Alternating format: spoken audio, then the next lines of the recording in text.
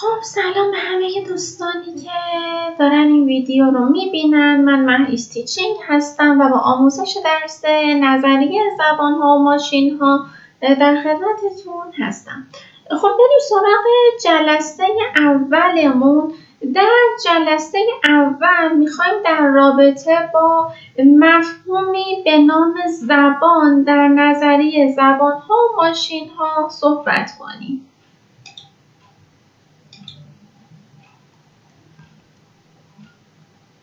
اولین مفهومی که در این بخش داریم مفهومی به اسم الفبا هستش. به طور کلی به دنباله‌ای از نمادها یک الفبا گفته میشه. الفبای ما میتونه شامل یک دونه A کوچیک، میتونه شامل A و B، میتونه شامل A تا D یا میتونه حتی شامل A تا Z ما باشه و یا میتونه سایر نمادها مثل اعداد 0 و 1 هم الفبای ما باشه. حالا اینکه داریم میگیم الفبا، اصلا این الفبا چه کاربردی برای ما داره؟ به کمک الفبا رشته های ما میان و ساخته میشن. به طور مثال اگر که ما الفبامون فقط شامل یک دونه کاراکتر باشه، فقط یه دونه A کوچیک، رشته هایی که میشه به کمک اون ساخت یک دونه تک A هست. میتونه 2 تا A باشه، میتونه 3 تا A باشه، 4 تا A، 5 تا A و تا الی آخر. یا اگر که الفبای ما شامل A و B باشن، رشته هایی که ساخته میشه میتونه مثلا یک دونه A رو داشته باشیم، یک دونه B رو داشته باشیم تبدیل بشه به AB، یا میتونیم 3 بار پشت سر هم دیگه B رو داشته باشیم، رشته بعدیمون تبدیل بشه به 3 تا B، یا در حالت بعدی فقط از A استفاده کنیم، رشته ما تبدیل بشه به 2 تا A.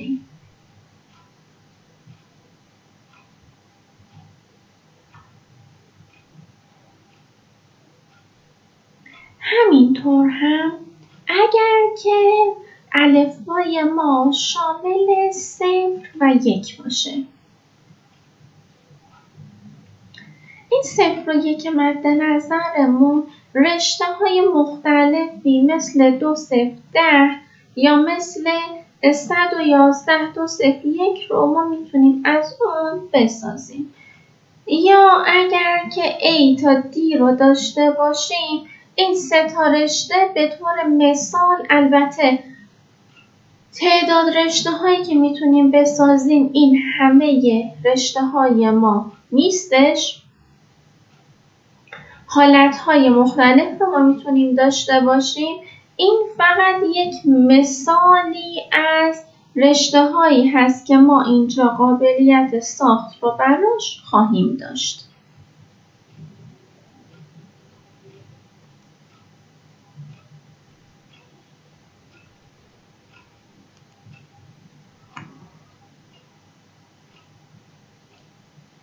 بعد از اینکه ما رشته ها رو تونستیم بسازیم، پس تا الان گفتیم که ما یک الفبا داریم.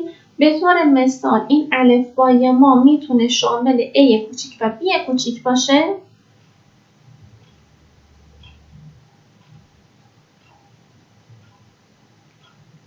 این A کوچیک و B کوچیک ما اومدیم و 2 تا رشته رو از الفبای A کوچیک و B کوچیک ساختیم.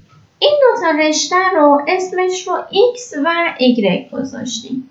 X تبدیل شده به AB و Y ما تبدیل شده به B و 3 تا A. فرایندی که ما اینجا میخوایم درباره‌اش صحبت کنیم الحاق هستش. این که ما بخوایم 2 تا رشته رو به همدیگه فرایند الحاق رو روش انجام بدیم، به این معنی هست که به طور مثال اگر که ما X، Y رو داشته باشیم، یعنی اینکه ما اول باید بیایم و رشته x رو بنویسیم، یعنی اینجا در حالت ابتدایی AB نوشته میشه و بعد از اون کل محتوای رشته Y مون به رشته X متصل میشه. پس X که AB هستش رو داریم، بعد از اون هم B و 3 تا A که همون رشته Y هست میاد و قرار میگیره.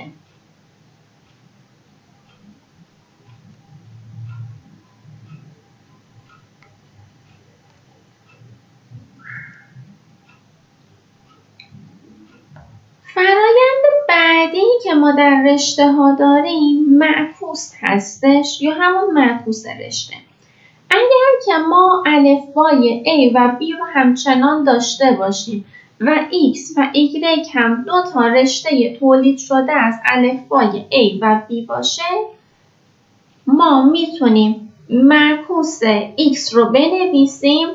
معکوس X ما تبدیل میشه به، فرض کنید که ما داریم این رشته رو از انتها به ابتدا می نویسیم. یعنی اینکه خود X ما AB هستش، معکوس X تبدیل میشه به BA. و این نماد آری هم که در کنار X نوشته شده خلاصه شده کلمه ریورس یا همون معکوس رشته ما هست. پس X تبدیل میشه به خود رشته و XR تبدیل میشه به معکوس رشته. برای Y هم همینطور. خود رشته ما تبدیل میشه به Y. زمانی که میخوایم معکوس رو براش بنویسیم، YR تبدیل میشه به معکوس رشته Y. پس برای نوشتن معکوس رشته B و 3 تا A فقط کافیه که این رشته رو ما از انتها به ابتدا بنویسیم. پس جواب تبدیل میشه به 3 تا A و B.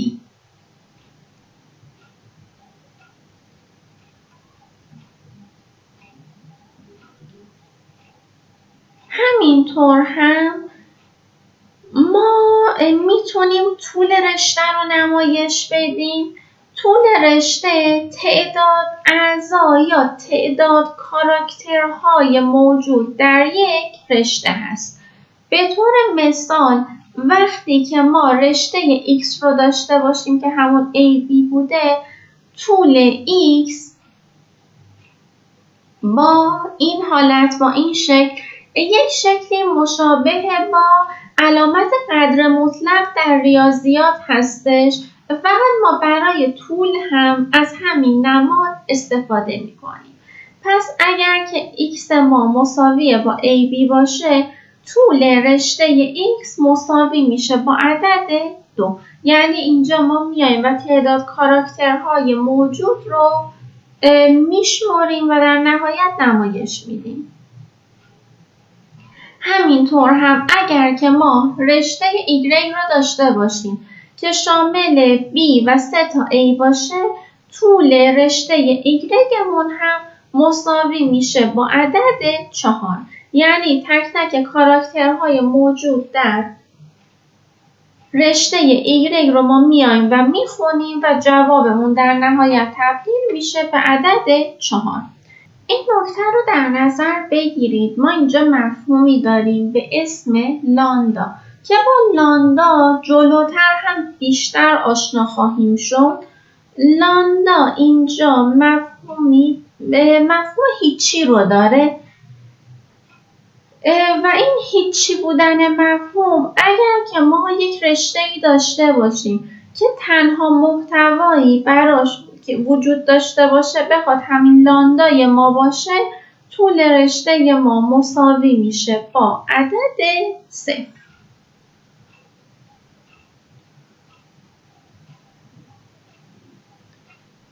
مفهوم دیگه ای که داریم سیگما استار هست.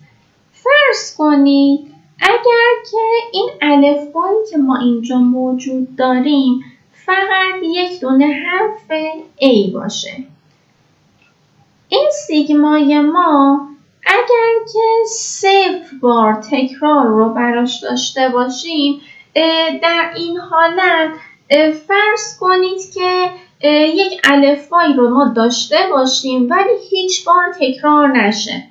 وقتی که یک الفبا داشته باشیم ولی هیچ بار تکرار نشه، خروجیش تبدیل میشه به لاندا.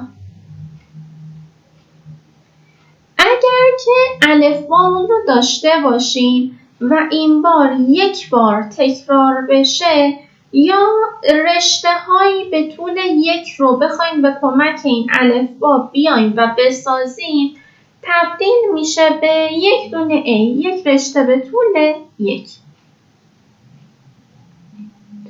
اگر بخوایم رشته هایی به طول 2 رو بیایم بسازیم، 2 دفعه این A ما باید در کنار همدیگه قرار بگیره. پس تبدیل میشه به 2.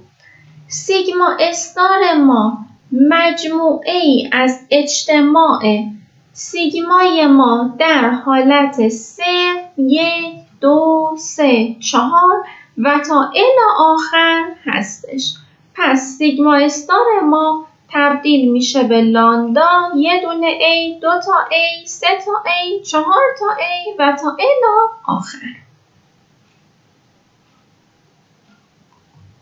ما مفهوم دیگه ای هم داریم به نام سیگما پلاس. در سیگما استار گفتیم که لاندا رشته هایی به طول 1، 2، 3، 4 و تا الی آخر. حالت سیگما پلاس ما تفاوتی که داره ایجاد میکنه اینه که همه حالت های سیگما استار رو داره، فقط اپسیلون از داخل این حالتهای ما داره حذف میشه. پس کل محتوای سیگما پلاس با سیگما استار با هم دیگه یکسان هستش، فقط در یکی لاندا وجود داره و در سیگما پلاس ما دیگه لاندا وجود نخواهد داشت.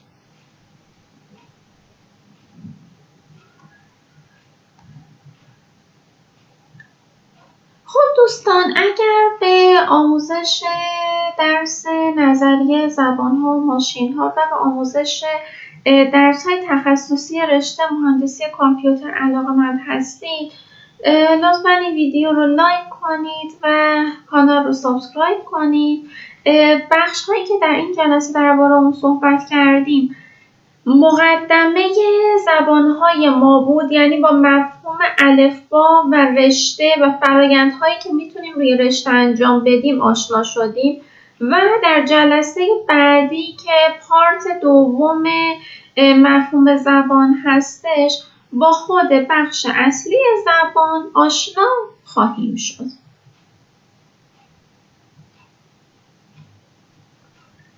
خب دوستان، ممنونم و فعلا خسته نباشید.